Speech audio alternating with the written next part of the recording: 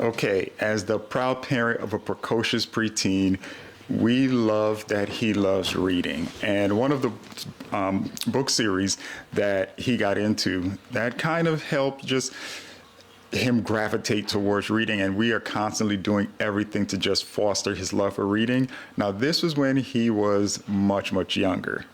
This was before he got into the double digits. He loved these stick dog books. He loves everything canine. Any book that has anything to do with dogs, he will automatically gravitate to. He will automatically love.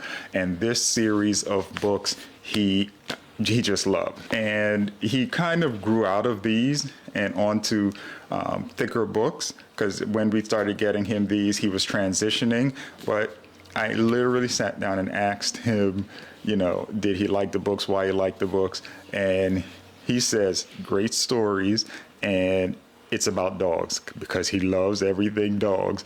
Those were the main two things that gravitated him to these books. So we tend to obviously find things that he liked and find books with similar subject matter, and they hold his attention, and it really just fosters his love for reading, and he loves reading.